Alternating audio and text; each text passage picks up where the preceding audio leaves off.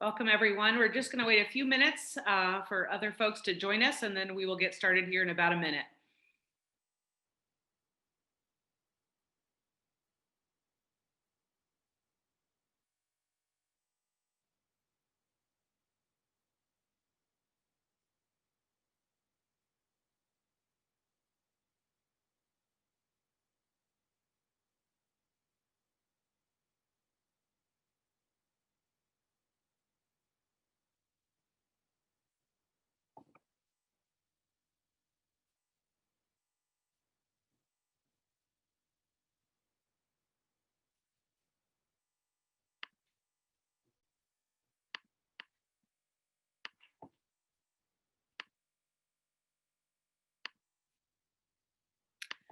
I'd like to welcome all of you to the 112th celebration of William Smith College's Founders Day.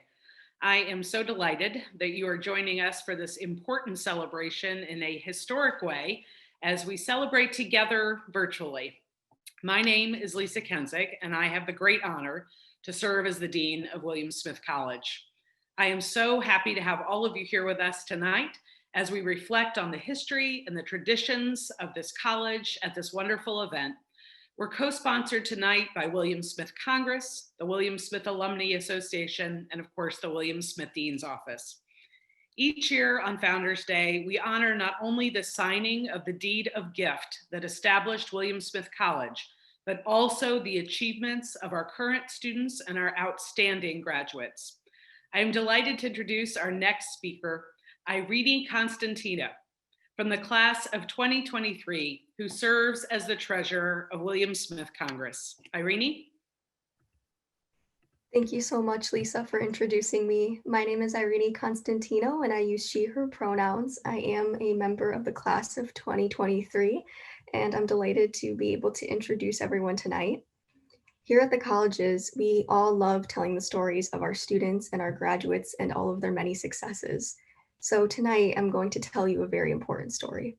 The story begins in 1906 with a Geneva businessman and nursery owner named William Smith, who signed a deed of gift to establish the college that bears his name. Smith, who had befriended a number of suffragists and activists around the region, wanted to establish a non-denominational liberal arts institution dedicated to educating women broadly, not just vocationally. And in 1908, William Smith College opened. The charter class began with only 18 students, although there were 20 by the end of the year. And as you certainly know, the college has continued to grow and flourish, not only in size, but also in esteem and accomplishment. The Founders Day tradition, which began in 1908 with a celebration attended by William Smith himself, is a chance to reflect on this place and its opportunities, successes, and discoveries women have made here for more than a century. I had the privilege of meeting all of these panelists in advance yesterday, and we are in for a treat tonight. I was sharing with them the many struggles and obstacles, how it feels to be a student on campus this semester, and hearing their stories of resilience and perseverance and determination reassured me that although we go through hardship and although we face these tough times, there's light at the end of the tunnel, and all of their stories touch upon that in one way or another. So on behalf of William Smith Congress and all of our students, it is my honor to welcome everyone to Founders Day tonight.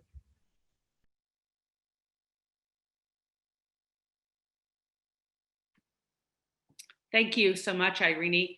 And now it's my pleasure to introduce a trailblazer in her own right, the president of Hobart and William Smith Colleges, President Joyce Jacobsen. Thank you very much. And thank you all for being here tonight and sharing this time with us. It seems like just yesterday that I was at the first one of these nights for me last year in person. And it's amazing how fast this year has gone by. As Irini pointed out, it's been a very challenging time for those of us on campus, but there are challenges at all times for everyone. And of course, even the very founding of the college is a moment of challenge that William Smith and those who worked with him to create this great college were able to overcome, and here we are now tonight. I want to thank the alumni who are participating for their engagement, to Lakisha, to Rachel, to Delvina, Joann. I'm very excited to hear your stories tonight and your remarks. I have very little to say myself. I'm just mostly still listening and learning even after 16 months here at the colleges. But again, I thank you all for participating, for your engagement. This has been the year of engagement, has been my theme for the year. It's not meant ironically. I think in many ways, even though we have to do so much by Zoom these days, it has been about sustaining engagement across time and space. And Zoom actually has made that better, even it has been very challenging on campus. But it's importance of engagement, not only with each other to create our community, but the importance of our engagement with social change and the long history of engagement in all its forms here at the colleges in all sorts of ways, including even today, I just was on a Zoom a few minutes ago with our current group, the Rising Panthers, that are making very strong and important statements related to the Black Lives Matter movement about how we can affect additional change on campus. And it's been a very powerful moment to deal with that. At any rate, over our almost 200-year history of the colleges, and we're all getting ready for the big bicentennial coming up in 2022, this has been one of the most challenging years, probably at least that we've been in, but again, it's nothing that we can't rise to. And by community and engagement, we will move forward together. So again, thank you so much to all in the audience for being here tonight. And thank you so much to our panelists for being here. And just looking forward to hearing what you have to say now, please. Thank you so much, President Jacobsen. And now for the big event, I'm so pleased to introduce my great friend and colleague, our moderator for this evening, Chevy Devaney, class of 1995, who has been many things at the colleges, including obviously a student, but is currently serving very well as our Director of Alumni and Alumni Relations, as well as the parent of both a current Hobart and a current William Smith student. Chevy. Thank you so very much, Dean Kaenzig, President Jacobsen, Irini. Folks, we are in for a treat tonight. I love these individuals that I'm about to introduce to you, two of whom as you can see, Lakisha, I call her Keisha. She and I crossed over a couple years. Delvina was a student while I worked here, and of course, my new friends, Rachel and Joann. So on behalf of the William Smith Alumni Association and members of the William Smith Local Committee, who some of them are joining us on this call tonight, I would just like to once again thank you for coming to this wonderful tradition in recognition of the founding of William Smith College and also celebrating these wonderful women that are joining us tonight. I have the honor to introduce to you Rachel Henderson, William Smith class of 2006. And Senior Vice President of Corporate Social Good at Fenton Communications. Rachel serves on the board of Refugee, Prevent Human Trafficking, and the Mahendra Singh Foundation, offering pro bono communication counsel. I also have with us tonight Delvina Morrow, a member of the William Smith class of 2009 and Director of Strategic and Community Initiatives with the Pittsburgh Penguins. And I know some of you are Penguin fans out there. I know Rachel certainly, her father is, and so she's ready. I'm surprised she didn't have a pennant in the back of her background. And in 2017, Delvina was named the Pittsburgh Business Times inaugural class of its 30 under 30 honorees. And I believe she'd only been in Pittsburgh maybe less than a year. So that was definitely quite an honor. And then there's Joann Skinner, William Smith class of 2018. And Joann is pursuing her JD at the Drexel University Thomas R. Klein School of Law. Joann also served as a mentor for the U.S. Committee for Refugees and Immigrants in their Albany field office. And finally, Reverend Lakisha Williams. I never thought I would be able to call Keisha Reverend Williams, William Smith class of 1996. She's the Assistant Director of Advocacy and Community Engagement for #Degrees New York City, or NYC, a citywide collective impact initiative that focuses on educational equity. She also serves on the steering committee of the New York State Poor People's Campaign, as well as on its regional coordinating and faith committees, where she organizes Moral Fusion direct action against systemic racism, poverty, militarism, and ecological devastation. We have asked each panelist tonight to talk to us a little bit about their experience and activism while at the colleges. challenge they faced while as an undergrad, and how that experience led them to their chosen path. And we abbreviated their bios quite a bit, actually. I would be reading for the next hour. And so we've given the panelists an opportunity to really talk to you each individually tonight to share their stories. We welcome your questions and engagement via the chat room. So please take some time to do that as a question come to you, and we'll make sure that they're directed to the panelists at the right time. And with that, Rachel. Thank you, Chevy. Good evening, everyone, and thank you for inviting me to speak on Founders Day. What an honor to be here. Let me just start by stating a pretty obvious fact. Nothing is okay right now. Let's just admit it. It's okay to not be okay. I tell my teams this a lot, but I truly mean it. We're living in really uncertain times. But I think that women on this panel in particular would agree with me that we've been through very tough times before, and you can still thrive. We will overcome this. The other night, I thought back to almost 20 years ago when I came to HWS, and it was a year after the September 11th terrorist attacks. And I'm guessing most of you don't remember that personally. You were too young. But it was a really terrifying time for the world. And coming to campus, we were in the midst of a war in Afghanistan. And I remember vividly being in my second semester of freshman year when we invaded Iraq. And that decision was not popular. It really divided the nation. And I remember vividly that our class, debated whether or not we should or shouldn't have done it. As an international relations minor, I remember the outrage on campus, the ensuing protests. Being against the war wasn't easy. Many of us were attacked for being un-American and told to get out, despite a lot of legitimate questions being asked about why and if we needed a second war. As someone who grew up in a bubble in rural Pennsylvania, that experience coupled with studying abroad in Madrid as an American during a war that was very, very unpopular around the world, and it was really eye-opening to the many consequences of our foreign policy decisions and our place in the world. I can tell you that because of this, it's not lost on me how difficult and uncertain this world is for you now. How you're able to live what is supposed to be the best 4 years of your lives, cooped up in your dorm rooms, avoiding parties, canceled extracurriculars, the things that really make the college experience so exciting beyond the classroom. It just plain sucks. So, some of you missed out on your high school graduations this year due to COVID, and in no way is this fair. But I'm also confident that in our most difficult times like this, in the midst of our own struggles and failures, it's how we overcome those moments of bravery that we really shine. When I graduated in 2006, I would have laughed in your faces if you told me where I am now and the things that I've been able to do. I was terrified of public speaking, of running a meeting, of being the center of attention.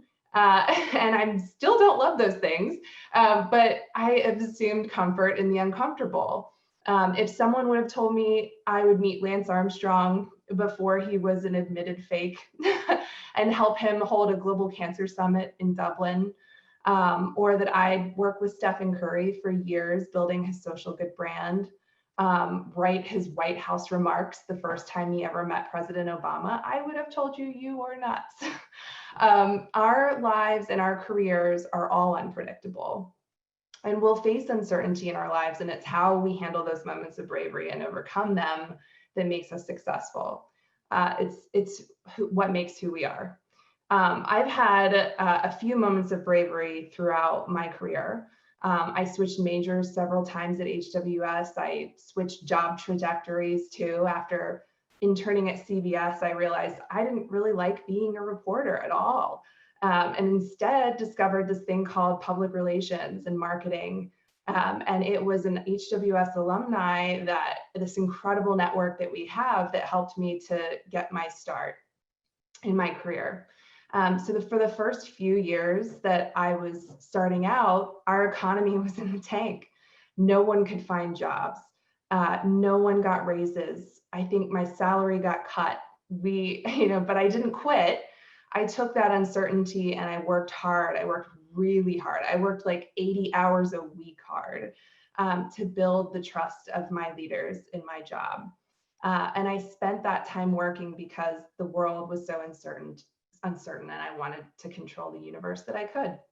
I helped Ogilvy, the agency I worked with, launch its first ever social good practice called Ogilvy Engage. And I worked with Huggies and Kimberly-Clark to help moms who couldn't afford diapers for their kids to build that first countrywide diaper bank infrastructure. It was at that time when our economy really struggled and that people really struggled that I was able to find a way to do some good with my career. And eventually, after 7 years there, I was still laid off.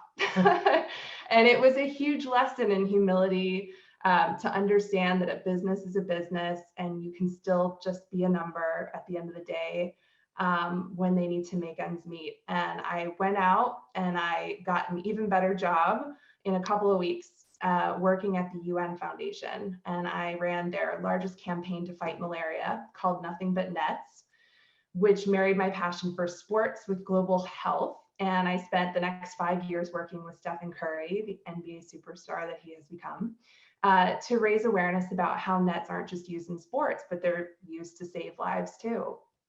And I met with refugees and world leaders and sports figures and celebrities and musicians. I got to produce a virtual reality film and walk red carpets in the halls of the UN and the White House. It was a very wild ride, but I'm very proud of the work that I did, and it had a direct impact on raising awareness and funds to fight a disease that killed a child every 2 minutes.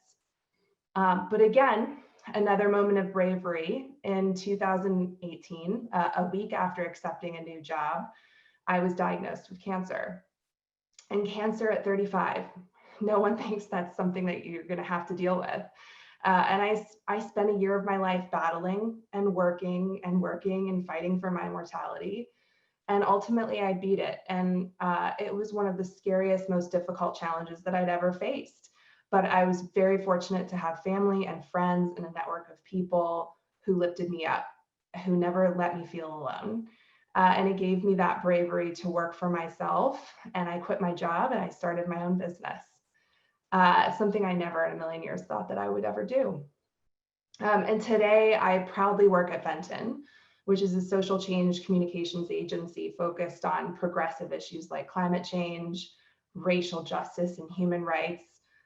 My clients are big and small that are doing their part to make the world a better place.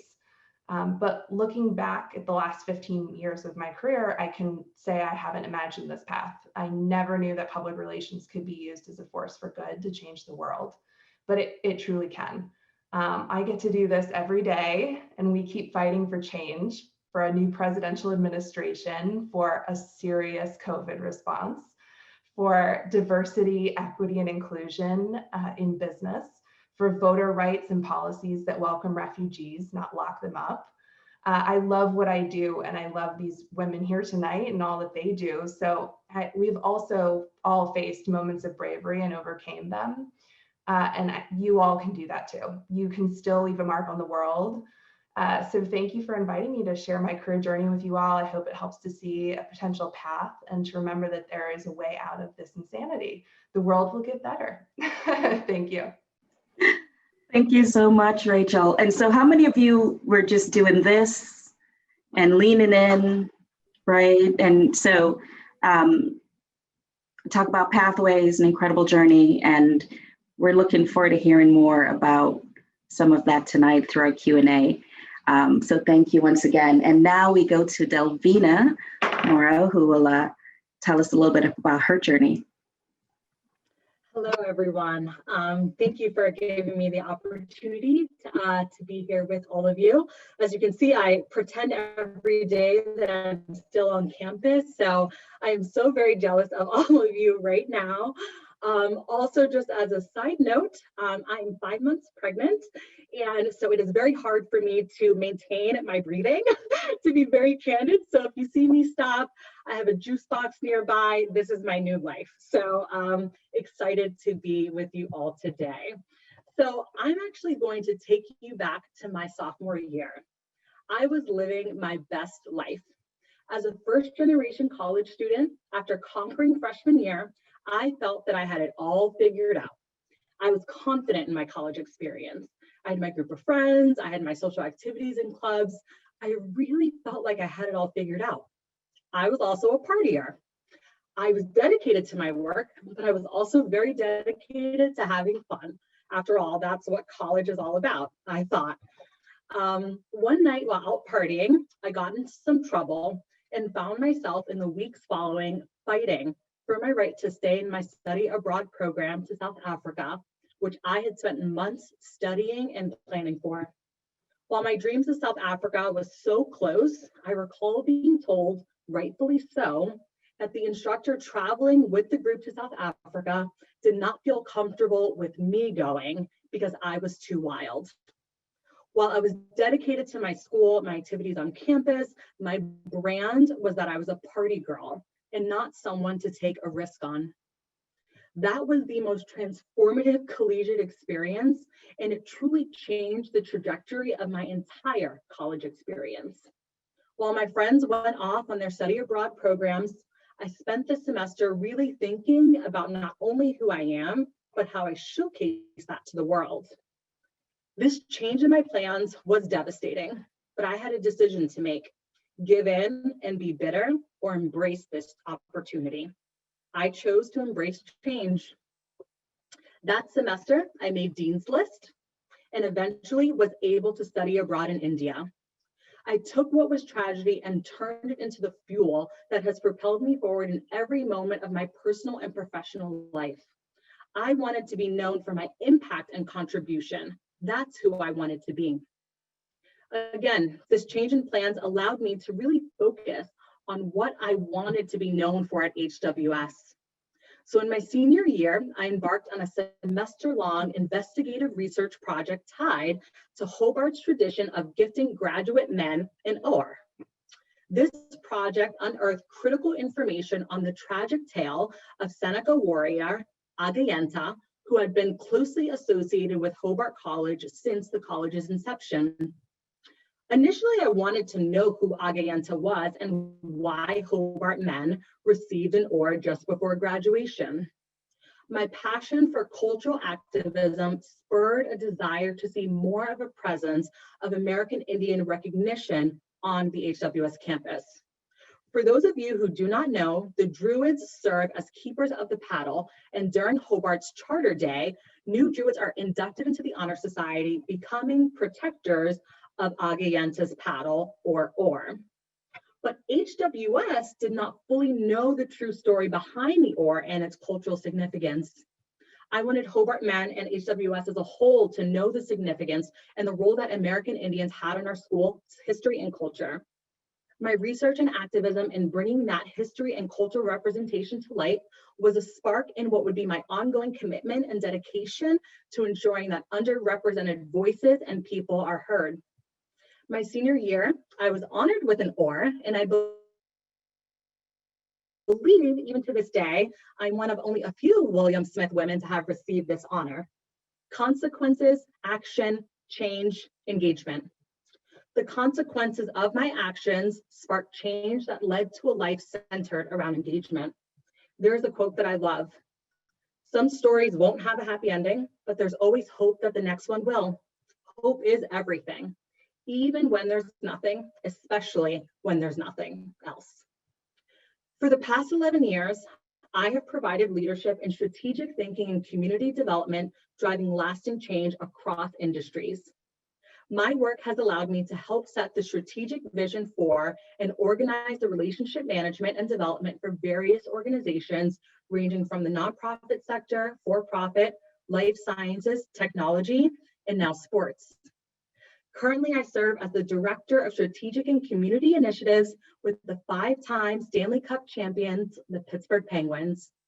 I'm responsible for managing key external projects and initiatives relating to the redevelopment of our former arena. The project is known as the Lower Hill Redevelopment and is a mixed-use destination retail project and is a $1 billion project. This project has the potential to significantly impact our region.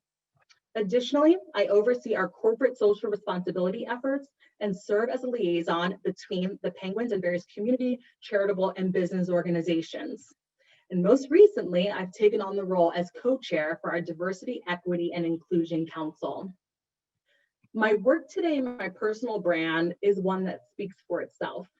And I'm very proud of all that I've accomplished and plan to accomplish in my career. But none of this would have been possible if I didn't really focus and create a life built around engaging in communities and projects that were bigger than myself. When I first relocated to Pittsburgh almost 6 years ago, I faced a major setback in my career. I left my hometown of New York City, a vibrant budding career, to pursue love, which was 100% the right choice. But I was met with the inability to find meaningful work, and that was a huge disappointment and setback. Again, I decided during this time to focus on how I could use my skills to better this new community I was a part of. I joined nonprofit groups, young professional boards, and really became engaged in this city. Whenever things have gone off course, I've thrown myself into community engagements as a means to better myself in the community in which I live.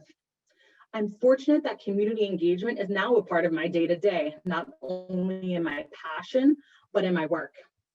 This year in February, my colleague and I planned our first ever Black Hockey History Day to celebrate Black History Month. As a Black woman working in the front office of a hockey team, I knew that more brown and Black kids had to see that they too one day could work for a hockey team or play hockey. I wanted them to know of the impact Black people had in the sport. What was supposed to be one day of community engagement turned into a weekend of programming and celebration of Black hockey history. What was then seen as a relatively small engagement sparked change within our organization. When COVID initially hit early this spring, our organization was turned upside down. Sports stopped overnight. Some of our staff was furloughed. My own work and projects I had been working on were put on hold. Again, I decided during this time to go a step further and to explore how I could use my skills in community engagement to impact our community with the support of a world-renowned brand. During the pause in sports due to COVID, I was able to be part of the team mobilizing our brand and access to resources to make positive impact in our community. We partnered with the Greater Food Bank of Pittsburgh to host several food drives in our arena parking lot, getting critical food to thousands in need. We supported back to school drives for kids in the community.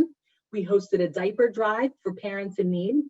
I was also able to lead the charge on our collaboration with Duolingo to donate laptops to kids in need when schools went virtual. And I even led the collection of colleagues and friends reading children's stories to donate to a local school nearby. There has been so much uncertainty in these past few months and really throughout my entire career. But I've kept in the back of my head that I have control of the impact I make on communities and people around me. Consequences, action, change, engagement. The consequences of COVID sparked action to change how I see my role in activism and community engagement.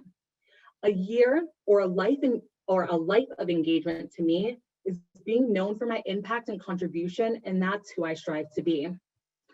I'm going to end with a quote that I feel is so relevant to everyone in this Zoom that's uncertain as to what is next. Dear past, I survived you. Dear present, I'm ready for you. Dear future, I'm coming for you. Thank you. Oh my goodness, I just love that. And can I take that from you if it's not copywritten yet? Thank you, Delvina, and congratulations. So we're very, very excited to welcome the, next member of the William Smith or Hobart class, right? And as you talked about the OR, I received a message from the president of the Alumni Association saying, we're here supporting you. And so thank you, Lud, for joining us and all you Hobart students and alums out there. We're very excited that you're here with us tonight. I think what I'm seeing a theme, strong women, you're awesome storytellers. You're a much better storyteller than I will ever be. And I'm incredibly jealous, and your experiences so far are absolutely inspiring me. And I hope you students out there listening are taking notes and thinking about who you might want to reach out to, if not all of them, by the end of this night, and certainly developing your questions as we go along. So now I'd like to introduce or have join us, Joann. Thank you, Chevy. Hi, everyone. My name is Joann Skinner, and I graduated from Williams Smith in 2018, so not long ago at all, only 2 years ago. And I studied economics and Spanish, and I'm currently in my first year of law school at Drexel University. So I'll be talking to you all about basically how I got to where I am now, because we are all definitely in a very similar boat. So I mentioned that I studied economics and Spanish, and I'm now in law school, but I actually entered college convinced I would be a doctor. I had thought that for years, and I actually had spent my whole first year as a biology major. And I have a distinct memory of sitting in Napier in a Chem 2 exam, realizing in that moment that it was probably time that I think about changing my major. And I was so shocked by that because I had never thought I would be anything but a doctor. So it was very confusing to me. And so here I was at the end of freshman year, going into sophomore year, really having no clue what I wanted to do. So I remembered back to high school, I had taken an economics course. So I thought I might as well try that. I liked that then. So at this point, I was pretty confused. Again, no clue what I was going to do. And at the time, I don't think I fully appreciated it. But looking back now, and also when I was interviewing for jobs post-graduation, the fact that I had chosen to go to a liberal arts school was really so beneficial. And I think going into my sophomore year, pretty confused as to what I wanted to do. The fact that I was able to take such a wide range of classes that I never probably would have taken, not related at all really to economics or Spanish, courses like American politics, different psychology courses, intro to women's studies, all these courses were so important to me because they ended up helping me form an idea of what I wanted to do. And then also courses within the economics and Spanish disciplines. So courses like economic development and economics of poverty and welfare, things that I had never known existed before coming to school. And my senior year, I chose to do an independent study on Latin American feminist writings. And again, all these courses really helped me figure out what it was that I valued and what I wanted to work towards in the future. So then looking outside of the courses I took, I also spent a semester abroad in Mendoza, Argentina, where I lived with a family in Mendoza who only spoke Spanish, which was a really great experience for me. It forced me to work on my Spanish skills, which my mom really appreciated. She's from Venezuela, so she appreciated that my Spanish improved. And also while I was there, I took another course I never thought I would have taken. I took cross-cultural psychology with an HWS professor, Professor Ashdown. And it was a wonderful experience. And it was also especially interesting taking a cross-cultural psychology course while living in an entirely new country. So then I came back to campus and I was approaching senior year, still trying to figure out what it was that I wanted to do. So at that point, I had been a tutor with America Reads for 4 years, and I had worked or volunteered at Boys and Girls Club my sophomore and junior year. And then senior year, unfortunately, the volunteer hours didn't work, but I actually was doing my weekly grocery shopping at Wegmans one Sunday night, and I ran into the director of Boys and Girls Club who mentioned that there was a part-time position open. So starting senior year, I started working at Boys and Girls Club every night after class from when the kids got there to when they went home. And I think working at Boys and Girls Club was probably one of the most important experiences I had while at HWS. And I think the skills I gained while there were definitely super important to what I ended up doing after graduation, and in terms of establishing relationships of trust with the kids there. So at this point, I was at the end of senior year, looking towards graduation, and I felt like all my friends were accepting job offers, really figuring it all out. And at that point, I still really wasn't sure what I wanted to do. So I knew all along I loved working directly with people, But since starting at HWS, I had learned that I loved learning about how policy works, how it's applied to real life, how to analyze it. And so at that point, I really wasn't sure what I wanted to do with those two interests. So around graduation, I decided I wanted to work directly with people who are impacted by the policy that I had spent the last 4 years learning about. So that was my plan. And then I thought after some time, if I wanted to, I could go on to a master's program and in something like public policy to later move into a policy research career. So with that in mind, I moved back to where I grew up, Albany, New York, and I started applying to different jobs in the nonprofit arena. And so while I was doing that, I also started looking into different volunteer opportunities in the area because I wanted to get to know people within that community and also learn about different community resources, which also was really helpful once I started working. And one of the organizations that stood out to me was the US Committee for Refugees and Immigrants. So one day I just decided to go to a meeting, which I think was really helpful. I just had to take that first step. And then I started working with a family who has been here for a number of years. They're pretty well established. So this was pre-pandemic, but I was able to go over weekly, just hang out with the family, work with the kids on any homework questions. The mom of the family is working on learning English, so we'd work on that. We'd have dinner together. We planned one of the kids' Sweet 16 birthday parties. It was all like very normal things. But again, working on interpersonal skills and just people skills. And so during that time, I also started working at Schenectady Community Action Program as a case manager. So I worked there for 2 years, and as a case manager, I was working with people on my caseload, working together with them to really address any issues that came up. So some of the big issues were unstable or unsafe housing, mental health, navigating public benefits, employment, childcare issues, food insecurity, and a wide range of legal issues. So right from the beginning of my job, starting my job, I saw the benefits of having legal advocacy, whether it be to represent someone in landlord-tenant disputes, or whether it was an attorney helping or working with someone returning home from incarceration. I just quickly saw the many benefits of a legal education, which led me to start researching different law programs. And I applied to schools and I decided on Drexel. And I had originally planned to move to Philly to start school, but I'm actually all online, and I will be next semester as well. So I can definitely understand how current students are feeling because I never expected to start law school all online. But it's going surprisingly well, which is exciting. But something I have started thinking about was that I'm so thankful, one, that I took the 2 years in between school and law school, because I don't know that I would have known that I wanted to go to law school. And I also gained so many wonderful experiences, both in navigating certain systems like Department of Social Services in New York, or disability, or any systems like that. But also, like I had mentioned before, working on establishing relationships of trust, which was so important in the work I was doing because people were talking about really intimate details of their life.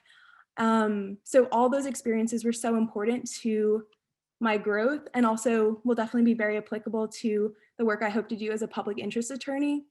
And I think, as I know everyone who's in school now, finals are approaching, and I'm definitely thinking about it as well. I have finals coming up in like 2.5 weeks.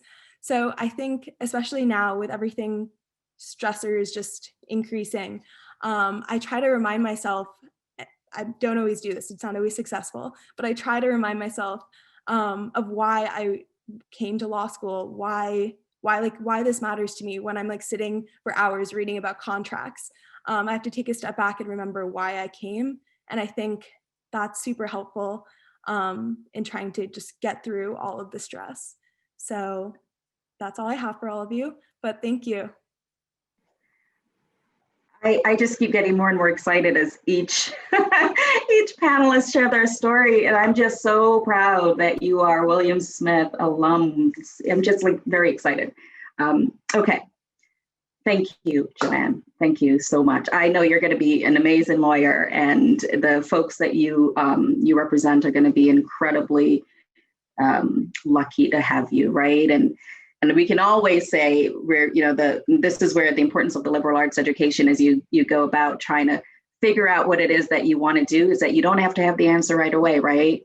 It can come over time. So and pathways, that's one of the words we are buzzwords from our conversations yesterday as we were getting ready. So, and with that, I would love to introduce or bring to the forefront Reverend Williams. I just keep calling her Reverend Williams because I'm so just used to calling her Keisha. This is my classmate, right?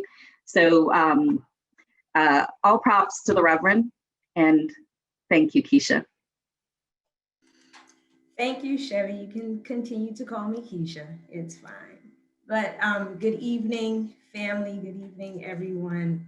I'll start by saying my name is Lakisha Nahimia Williams. I'm Lakisha Nahimia Williams, and I am bringing all of who she is to this conversation tonight. So I'm Lakisha Nahimia, and I cried today. I cried because I am the daughter of Betty, the daughter of Rosa, the daughter of Elizabeth. I am the 11th of 13 children. I am the 7th of 9 daughters, and I bring their warrior spirits with me to this space tonight, along with the spirit of Fannie Lou Hamer. And I evoke Fannie Lou Hamer because she was the one who taught us the morality of remembrance when she said, never forget where we came from and always praise the bridges that carried us over. And that's where my tears came from, remembering. And that's kind of what Founders Day is about, right? The bridges that carried us over. And I know that for William Smith, this has been deemed the year of engagement, but truthfully, for some of us, when we look at where we came from, when we look at our bridges, we understand that we've been doing that, right? We didn't always have the language for it, but it's been with us. That's what made us. We're in a particular time in history right now where we are changing the narrative because we're changing the narrator. That's what the morality of remembrance brings us. But I'll get back to all that, and I'll tell you some of my HWS story. My William Smith story begins some 2 months after the LA uprising, following the brutal beating of Rodney King by the LAPD. LA was on fire, and every single corner of the country was tense. When I got to campus, campus was tense. But let me tell you, I stepped onto the campuses of Hobart and William Smith colleges in the summer of 1992, and I entered the SAOP program as a HEOP student, and I found my tribe. I found my clan, I found my crew. Although I have 8 biological sisters, I was blessed with 8 more. Amaryllis, Regine, Dianara, Erica, Gisela, Gladys, Julie, and later, Jasenia. And our sisterhood has been a critical part to my journey all these years later, and I cannot imagine my life without them. I have to say that because they're part of the bridges that continue to carry me over. And then in the SAOP program, I met Dean Jim Henderson, Dean Ed Blackwell, Edith Hunt, the folk in the Intercultural Affairs office, and they helped to change the trajectory of my life. Intercultural Affairs and what was then, I think, International House were havens for those of us who were navigating life at a PWI. Some of us who had come from communities where we did not have to navigate folk outside of who we were. So coming onto a PW, a predominantly white campus, there was a lot to navigate. Ed Blackwell, Dean Henderson, Edith, and us together formed bridges. And to them, I am ever so grateful. And that's where my tears came from. Right before I came to my office, I checked my mail and I saw that I had gotten a card from one of my students who's in her first year at Albany. I thought to myself as I read it and really cried that this must be how Dean Henderson and Blackwell and Edith felt when we would come back or when we would just say thank you.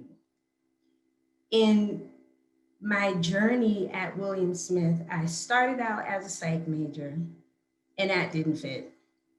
I thought I was going to be a social worker like my sister Teresa. So I started down that path. And then I took a class with Doc Heaton and I found my fit in religious studies. Didn't quite know what I was going to do with it, but I knew that it was part of my why. Years later, I ended up doing an independent study and writing an honors thesis, which is somewhere in the library, I think. But when I was on campus, I eventually worked at Intercultural Affairs. I was an RA, I was in student life. I was a counselor and a part of the office staff for the SAOP program. I was the president of AASC, worked with LAO, was a part of the LGBTQIA, helped to host events like Kwanzaa and Charity Ball and the Quad Jam, was the head of the concert committee, brought Brand Nubian and Smith and Wesson to campus, Billy Joel, Dave Matthews, and then we had George Clinton and the P-Funk All-Stars. And after dancing on the stage to Atomic Dog, I thought that I found my it. I thought that was it, right? Hanging out after the show with the whole P-Funk, sitting in the corner in the hotel room and talking to George Clinton. And he's like, what do you major in? Tell him religious studies. He's like, I'll be right back. He leaves the room, he comes back, and he has this book that he's reading about world religions. So we sit there and we're kicking it about world religions. And I was like, you know, I was thinking I can hang out with you guys and be a dancer and, you know, be a part of your set. And he's like, you don't belong here. Most of the people that you see in this room, most of the people who you see as a part of the P-Funk All-Stars, they're my family and they're here because I help to take care of them. You don't belong here. You need to go to seminary. And I was like, okay, George Clinton. I did do a couple of shows after the fact, but it didn't pan out. Sometime later, the colleges were celebrating Doc Heaton and Cornel West was brought to the campuses as a speaker. And there was a private dinner that I was invited to beforehand. And when Dr. West entered the room, mind you, there were only maybe 2 or 3 of us who were brown skinned folk who were in there. So when he came into the room, literally I was taken by him because I had read his work. And when he comes into the room, like a single tear comes out. I'm like, this is the man, this is the guy. So I'm talking to Dr. West. He signs my copy of Race Matters. And he's like, what are you doing after this? It's like, I don't know. And he's like, you need to go to seminary. And I was like, listen, if it's meant for me to go to seminary, I'm going to apply to one school that doesn't require me to take the GRE, one school. And if it was meant for me to get there, I'm going to get into that one school. He's like, well, where do you want to school? I was like, I don't know, somewhere down south. And he's like, don't go down south because the South is still the South. Apply to Union Seminary. So that was the one school that I applied to and I got in. So I went to seminary.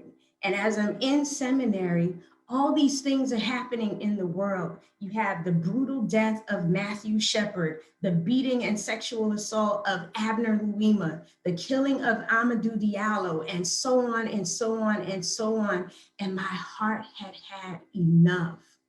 So I got up and I joined the movement.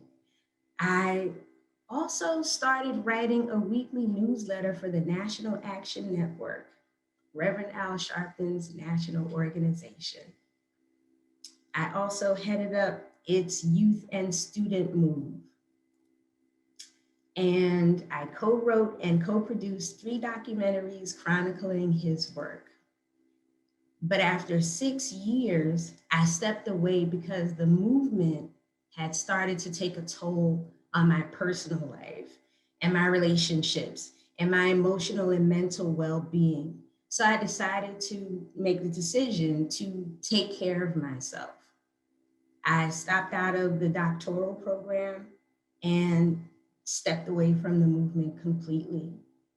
I got back to center and focused on ministry, women's ministry and youth ministry. I also ran an after-school program, some summer day camps, some community arts things, did some jazz things, did a whole bunch of things, and they were all well and good. But at some point, something was missing. Movement and organizing and advocating and agitating are so deeply ingrained in my soul that I had to go back. And it dawned on me that who I'm called to be in this world is grounded in remembrance. It's rooted in the wisdom of the ages, and it's committed to all of us being whole.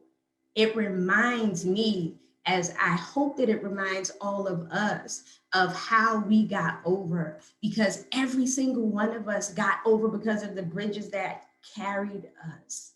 Every single one of us got over because of the bridges, and those bridges are built on love. I came to a conclusion that love is the most powerful force on this planet. Love is that thing that makes you get up out of bed, and it makes you sit up at night strategizing about how you're going to change the system. Love is that thing that helps you to change the trajectory of somebody else's life because somebody's love did it for you. Love for me is that thing that says we gotta keep on keeping on. Love is that thing that struggles and speaks truth unapologetically and unashamedly, and is absolutely, in the words of Shirley Chisholm, unbossed and unbought. It's that thing that gives and continues to rise up from the ashes, even when they try to kill it. And so that's what keeps me doing what I do. The morality of remembrance and love. The morality of remembrance is the connective tissue for me that laments and that hopes, that wrestles with the ugly and the violent and the death-dealing practices of people in our history, in our traditions. Without making excuses, without covering it up. It's that thing that dares to love the hell out of all of it. Because sometimes that's what love does, right? So on this journey, I've learned that the morality of remembrance, praising those bridges, honoring those bridges that carried us over, honoring those bridges that risk life and limb and fights fiercely, will give its last breath because it loves so deeply. That's what all of this is about. That's what I met when I met those 8 women on the campus of William Smith College. That's what I meet every single time we text each other in our group chat. That's what I meet every single time I do what I'm called to do. The morality of remembrance is what keeps me movement minded and compels me to dare to be generous with my gifts and work for equity and continue in the work of Dr. King with the Poor People's Campaign. It makes me remember why Degrees NYC was birthed, because we have to level the playing field for students who are first gen, who are dreamers, who are low income, who are food and housing insecure, who are LGBTQIA, who are struggling with affordability issues, and so much more. It makes me remember my mama and my mama's mama and my mama's mama's mama. It makes me remember why I do this work and why something like a card moves me to tears.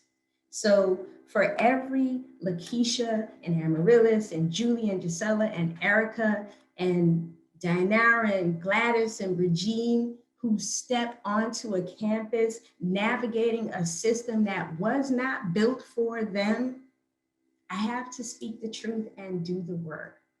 I have to keep getting out of bed and find what Stevie Wonder called the joy inside my tears. That joy that says, never forget where you came from, Lakisha. Always praise the bridges that carried you over. That joy that strategizes with us and says, if you're silent about your pain, they will kill you and say that you enjoyed it, in the voice of Zora Neale Hurston. That joy that says, we're the ones that we've been waiting for. So, in the name of all of those who have gone before you, who have gone before me, I would say, you better show up, because love shows up. Love sacrifices and love liberates. And love says, until we're all free, none of us are free. So, as we celebrate Founders Day and the year of engagement, I challenge you to remember your why. Let the joy inside your tears ground you and keep doing the work. Wow, my heart is full, and I just want to say amen, right? I felt like I went to church right there, and I can imagine what the folks, how the folks you work with feel after engaging you. But this has been Keisha all her life. The time that I've known her, this has been her passion. And I can imagine, I don't know how many of you out there, alums who've worked with Dean Henderson, God rest his soul, who had his, I think it was 6 Ps, maybe 13 Ps, who remember what those Ps were. I won't recite them for you tonight because I will get them wrong. But I know that he's looking down on this campus, and he was also a Hobart alum, class of 73, I believe, and loved his students, loved this campus, loved this community. And I am just so proud of you man, we hit the jackpot tonight. So it is time for questions, folks. And so please submit your questions. I hope students that you are thinking, you are feeling, you are experiencing the kind of extraordinary being that you already are, but that will continue and might also evolve in one of these. That's what Hobart and William Smith does for us, right? It gives us and puts us in that place that we make the choice about who we are going to be and how we're going to get there. And the colleges give you the tool to do that. Brian Ashdown, I mean, you guys lifted up so many names of people who've helped you along the way. And so I'd like to, let's kind of go back to Rachel for a bit and talk a little about the importance of networking, right? Because of the things that I'm hearing here, right? The importance of networking and maybe I'll save the maybe until late, but the importance of networking. Oh my goodness. The utter importance of networking. I remember from my very first Hobart and William Smith career services networking event, I think I was a junior, and met with a number of alumni in, I think it was media, but it could have been something else. Economics. I mean, there was a bunch that I went to, but I remembered very vividly someone said straight away, networking is the single most important thing you can do for your career from this day on. Get to know your alumni network, your family network, everyone that you have ever spoken with. Build your brand, reach out to those people, have conversations, tell them what you love, tell them what you're passionate about, what you're thinking, whether you know what you want to do or you don't know what to do. Reach out to everyone. And that truly paid off for me. It was a Hobart alum who got me my first interview at Ogilvy, and after speaking for 90 minutes, walking around to HR and some other folks at the office, got a couple job offers. I didn't take that one, but it led to many other potential opportunities for the start of my career. And then from there, getting to know everyone that you work with and walk the halls and get to know those people and say hello and understand what their hopes and dreams and families and friends are like and who they know. Maybe that comes from my dad being a networker too. His whole life, he just loves to get to know people. But that I always did that in every job I've ever had. And it has always led to the next thing and to the next thing and to the next thing. It helped me get my job at the UN Foundation. It helped me get my job at Fenton. People who knew me and worked with me and knew my ethic and knew my passion and thought I'd be a great fit for a job. I still have to go out and do the rest, but network is so critically important. And more than anything for me, it was the network that lifted me up when I was at my lowest point fighting cancer. I mean, I literally felt, you feel so alone in that moment. You can't believe that it's happening to you. And all of the people that come out of the woodwork that you haven't talked to in 10, 15 years come out and they're there to help you in any way that they can. So you have to lean on people. It's like Lakisha said, I think it comes from love. Everyone wants to inherently help each other and lift each other up and help each other be successful and make the world a better place. And lean on that network. You absolutely should. I'll be the first to start. Everyone that's on the call, reach out. Happy to be a first step. But I know everyone else here would say the same. Thank you. Delvina, because I know that that's something that as you were making your transition, that was probably pretty important to you in that transition from New York City to Pennsylvania. Yeah, so when I decided to move, I knew absolutely no one but my then boyfriend, now husband. So I really entered a completely new world. And to Rachel's point, I took on networking like it was a full-time job. The first thing I did was I actually went on LinkedIn. I love LinkedIn more than anything. If you don't have LinkedIn, please create a LinkedIn account. It is the #1 tool that you should be investing in right now as a student. But anyway, so I went on LinkedIn and I looked up Hobart and William Smith colleges near me, right? Or alumni near me. And I actually came across Terry Kalna, who is a member of our team. He's a C-suite member of our team now here at the Penguins. And at the time, he had also just moved to Pittsburgh. And we started talking, and I knew at the time, I was like, I don't think I want to work in sports. That's not really me. And so we stayed connected. And, throughout the 4 years after that of getting to know him and working with some of his, his employees and really just building my own personal brand.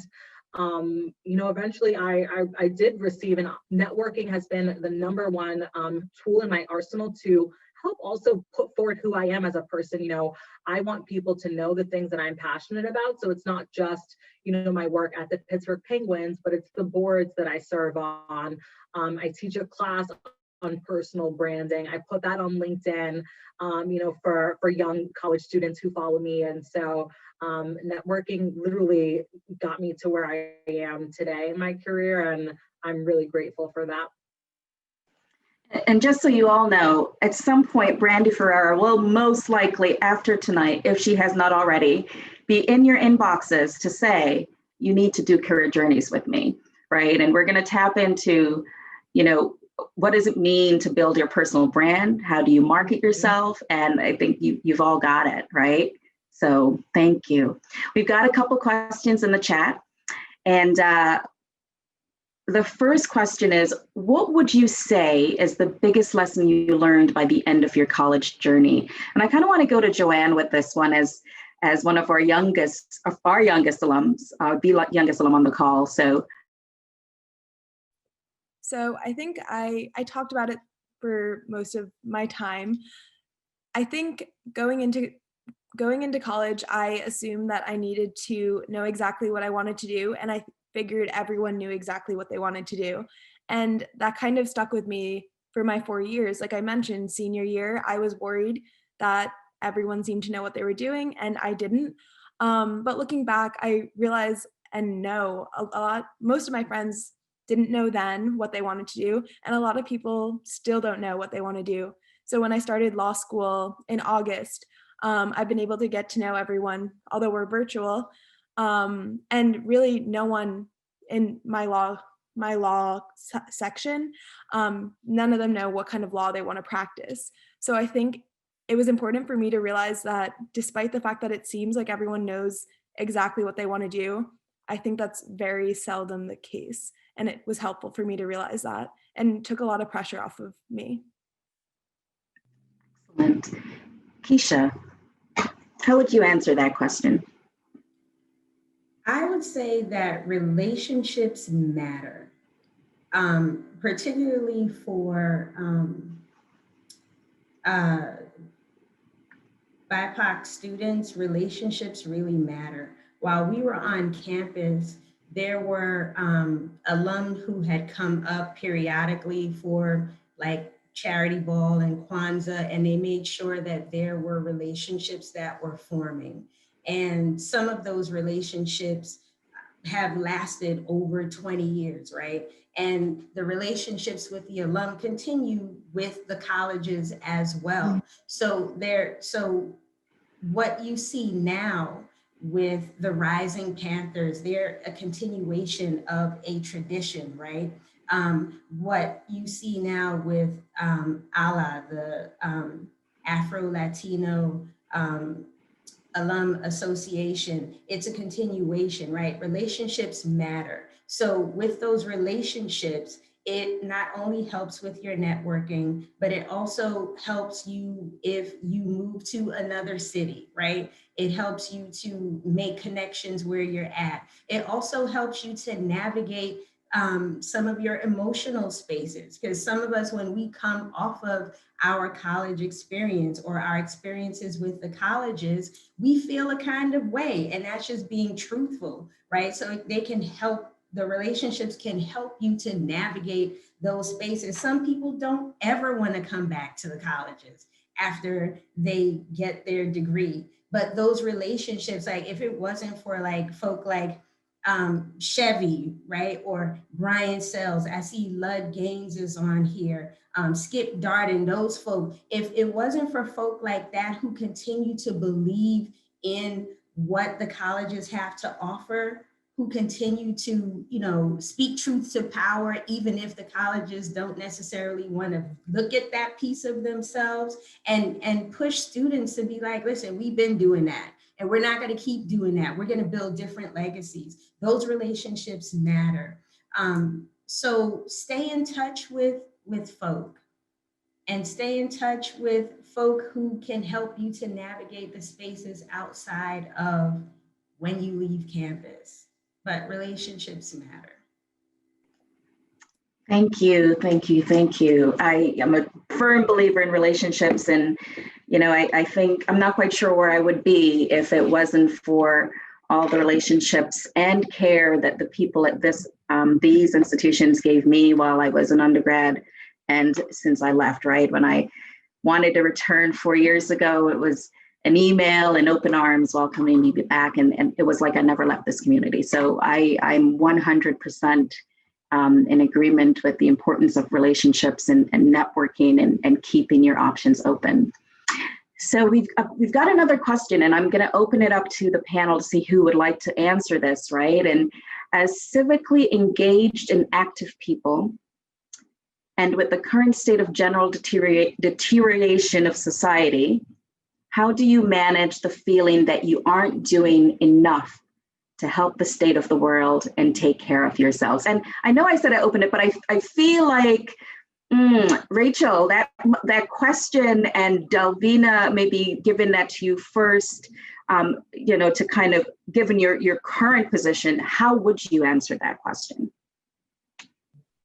I mean, I would say first and foremost, you have to take care of yourself before you can help others. Spiritually, mentally, physically, whether it's in your own household, in your own neighborhood, school, work environment, you have to take care of yourself first, and then you'll be able to help those around you. And those are just the small universes with which everyone operates. And then from there, you have to think about, what are my priorities in a day? Where do I draw joy from? Where do I draw passion and excitement in how I want to live my life?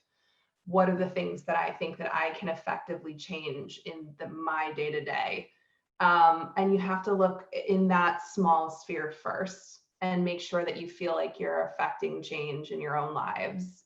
But certainly for me, I want to help others who I don't even know, whether it's refugees or other young people who need mentorship, who don't have access to sports, and they want access. They don't have safe places to play, whatever it might be. So through the work that I do day to day, I feel like I'm also able to fuel those passions for other issues and feel like I'm slowly taking baby steps to affect change. There's always going to be things that we have to fix. We're human beings. We're not perfect. The world is never going to be perfect, but we can all continue to strive toward that common goal. And you'll still feel like you've accomplished something every single day. You cannot let yourself get caught into that despair of, I'm helpless, I can't do anything, I don't have control. Don't let yourselves go there. It's hard, but sometimes you have to just turn off social media and turn off the news and just take a minute to focus on what you have and what you can be grateful for, and then reset and do it all over again. Fantastic. Delvina. Yeah, I already DM'd Rachel and I was like, I need to connect with you and learn from you, because everything she said, I wish I could do. Being relatively new to Pittsburgh and being very new to the sports industry, I never feel like I'm doing enough. My boss would say otherwise, that I'm doing enough, and I'm constantly, bringing excellence to our organization. But me as an individual, I want to always be doing something. I'm a busybody. I love, being able to find ways to connect with the community and connect people to people and organizations and assets and all of those things. And so I constantly throw myself into everything. At one point I was sitting on 4 boards. Right now I'm still on 4 boards. So, so just, it's so hard. And especially during this time, to take a step back, and to, because we see everything that's going on and it's horrific, and, you constantly want to do more to be a part of that change. But taking care of yourself is super important. And, for me, being pregnant right now during a pandemic, I've finally learned how to create some balance in my life, thanks to, being stuck at home for the most part. But even still, I'm still coordinating volunteer initiatives. I'm still, finding ways to get food out to the community and connecting people. So, take those breaks. But, if it's something that you're really passionate about, you're going to keep working at it. But mental health is super important. Just this year, I started therapy, and it's virtual, and it has been the best decision of my life, being able to do virtual therapy. And so, take advantage of the resources that are at your disposal on campus, or again, virtually, to help create balance in your life.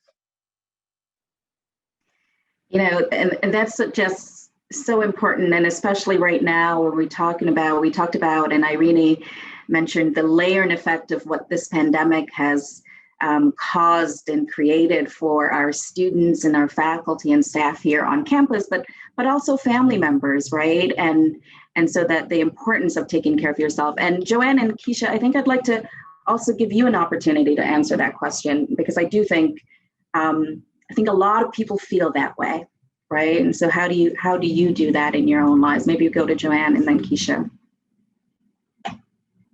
So initially when I heard the question, I thought back to before I started school while I was working as a case manager.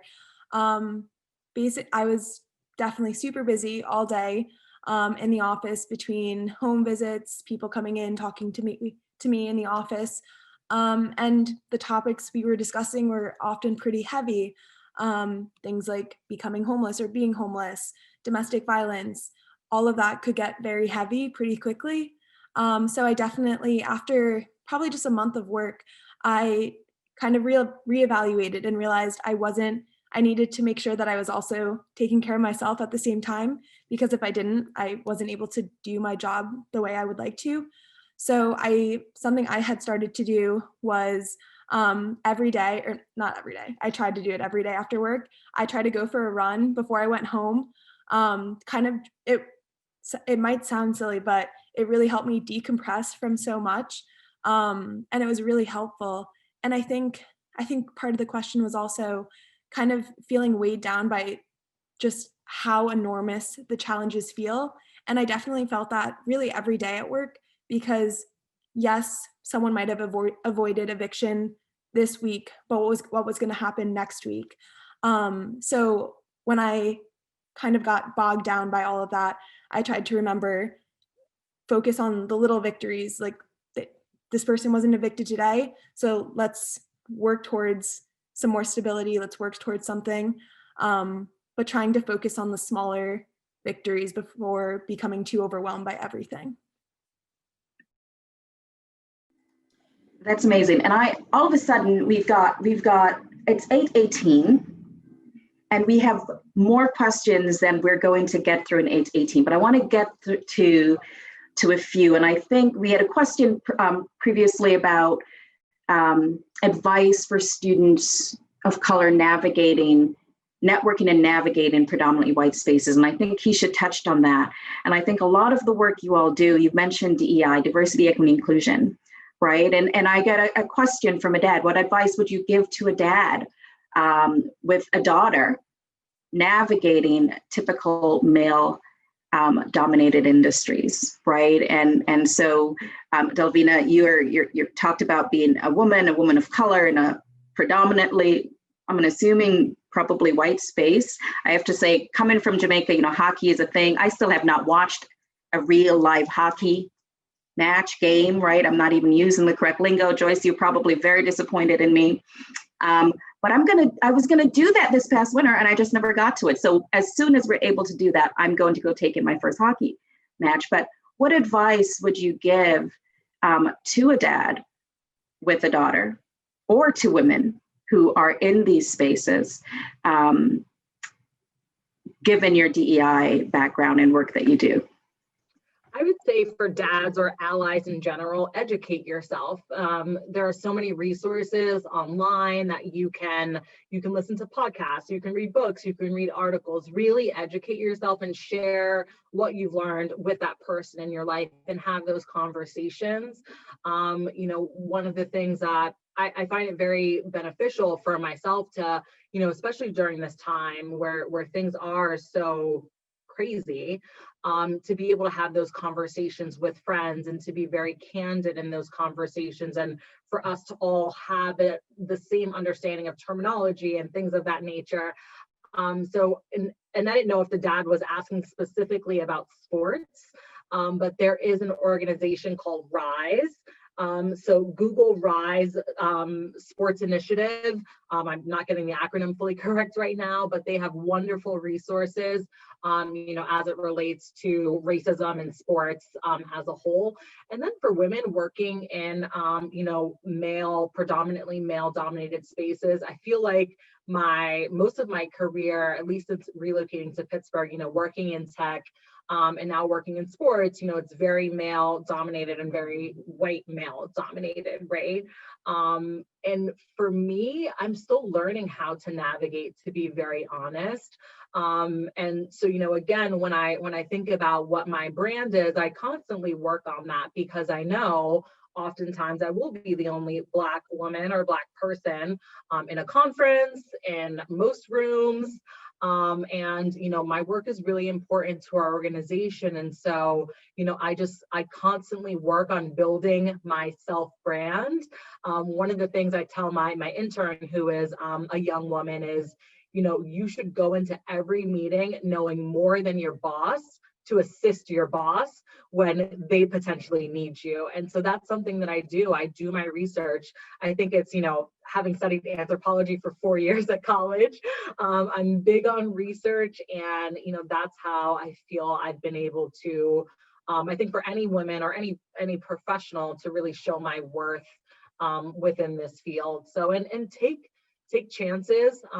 For me, again, being in the sports industry, and this being a very new experience for me, I reached out to, people that looked like me to understand, how they were navigating through this. And I've been incredibly fortunate to get to know Kim Davis, who is a senior level official at the NHL League. And her team have been so supportive of me as I get to, as I learn about my role and continue on this path. So connect with people who look like you and are doing, similar work, and, navigate it with them. Networking, right? The importance of relationships and building those relationships. Would anyone else like to, and panel, bear with me, I will try to end by 8:30, but if we go over by a couple minutes, I hope folks, students, mom, dad, whoever is on with us today, that you would bear with us just a little longer. Would anyone else like to kind of take on that answer? I would, Chev. I remember when I was in high school, I went to a very predominantly white boarding school and had some super hyper racist experiences at this predominantly white affluent boarding school. And I called home and I told my parents that I wanted to come home. And my mom said, "You can come home," but my father said, "You have every right to be where you are. You will not come home. You will not come home. Be absolutely present in all that you are in that space," right? Like T'Challa's mother in Black Panther, show them who you are and don't be anything less. I think that we're so good in this day and time, we're so good at norming and trending, right? What if we normalized being fully who we are? What if we normalized equity? What if we normalized telling people that, you know what, every room that you step into, Lakishas of the world in a PWI, you belong in that room. What if we normalized other things on campuses like affordability? What if we normalized culturally responsive curriculums? What if we normalized self-care and healthcare and mental health and taking care of ourselves? For me, my self-care is a revolutionary act of self-love and preservation. What if we normalize that? What if we normalize, what it would look like if we're not living our lives constantly in response to white supremacy on these PWI campuses? What if we did that? I think that if we normalized cleansing the air and shifting the atmosphere, our experiences would be so much different. Your children's experiences would be so different. So how about norming and trending those things? Thank you. Thank you. We are joined by Ruth Hyde, class of 50. Ruth resides nearby in Rochester, and I don't think Ruth has missed many of our engagement opportunities, and I just absolutely love her for that. And I'm going to start with a comment and the question that Ruth posed. And she said, I'm so impressed by the social consciousness of all the panelists, also by their ability to express these ideas and feelings, right? So just as you feeling that love, right? And then she goes on to ask, how has a liberal arts education enriched your life? For me, it has been my lifelong interest in learning. And because I was in dance club, my lifelong hobby has been dancing. And let me tell you, she's been dancing and that engagement that she continues to do at this. But so how has the liberal arts education enriched your life? Rachel, I've what do been you asked think? this one before. Yeah, for me, it satisfies my lifelong curiosity for everything. My whole life, I have been just curious about everything. I had to ask why about everything. I just needed to understand the world. And I wanted to know about the world outside of where I lived. And I wanted to know people from all over the world.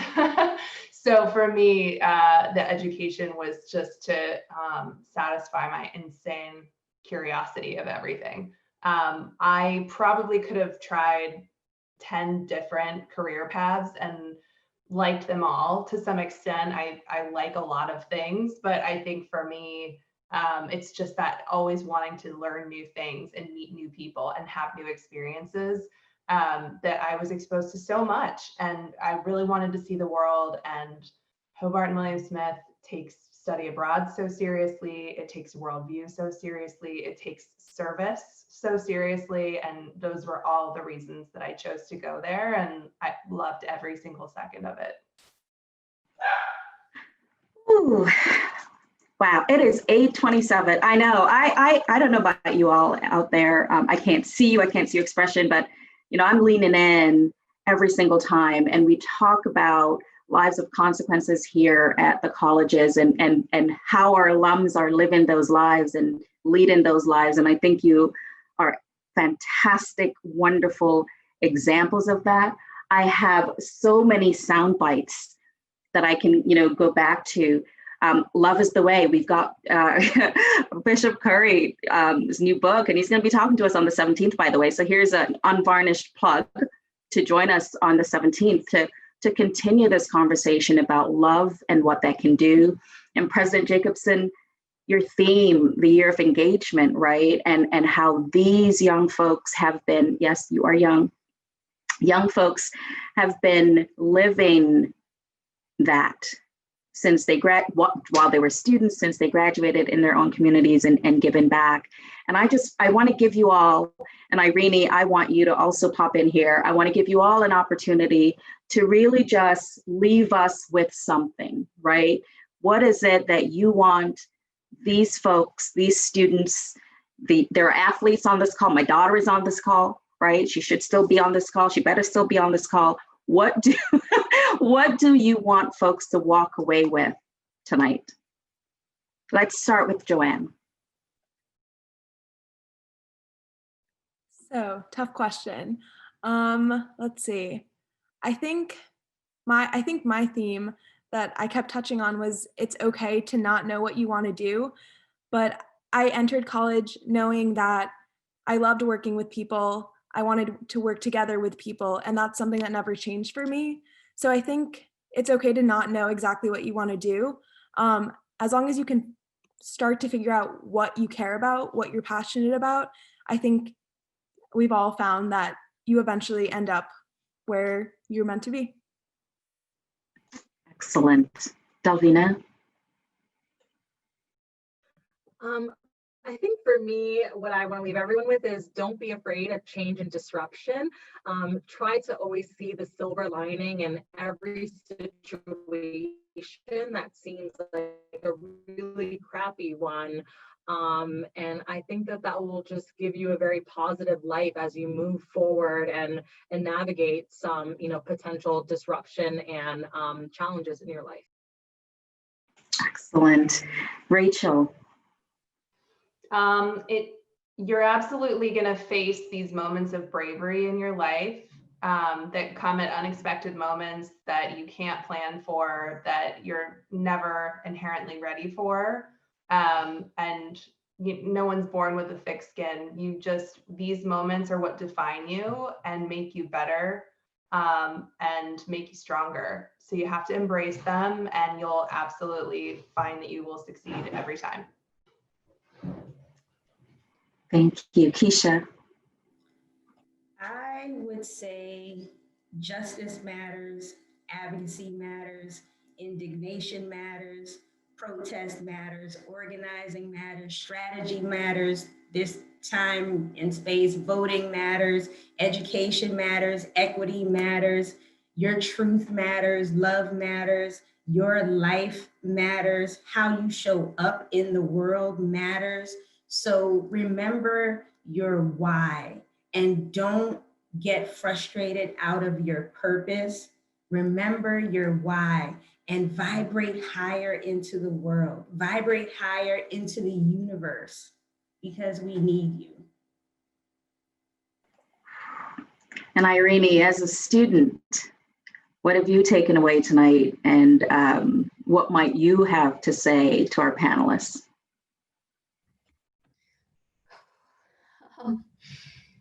You are all so incredible and inspiring, and I want you all to know that I am getting messages from peers and emails from professors just saying how incredibly grateful they are and how incredibly grateful we all are that you were able to come and speak to us tonight. What's resonating with me right now is how privileged I feel to have this opportunity, not only to unite with other fellow William Smith women and hear your stories of resilience and hear your stories of perseverance, but to know that there's a larger community bigger than who is at the college right now that are standing behind us. And it's reassuring to know that we have that support. And I want my peers to know that you have my support. And clearly we have support from alums and staff and faculty and professors who are all here for the same cause, which is celebrating the growth and the recognition of women in higher education. And I want my peers to know, even if you are not a female identifying student, if you are a non-binary student, there is a place for you here at the colleges, and we are here to support you. We have students from all types of backgrounds trailblazing the way to a better future for Hobart and William Smith colleges. And I'm thinking about what Lakisha said about the people that came before us, and pretty soon we will be in their positions. We will be the people that came before them for future generations to look up to. So I hope everyone leaves ready to hike up their bootstraps, because we're only getting started with the immense amount of change that we can create on this campus. So thank you, ladies, for inspiring me tonight, for inspiring my peers, and for getting us excited to trailblaze this campus. And with that, ladies and gentlemen, we come to a close. I could not have asked for a better close, a better wrap up. You're all wonderful, and I'm just really, really proud to be a part of the community that you are also a part of. So thank you, thank you, thank you, and I hope you all have a wonderful evening.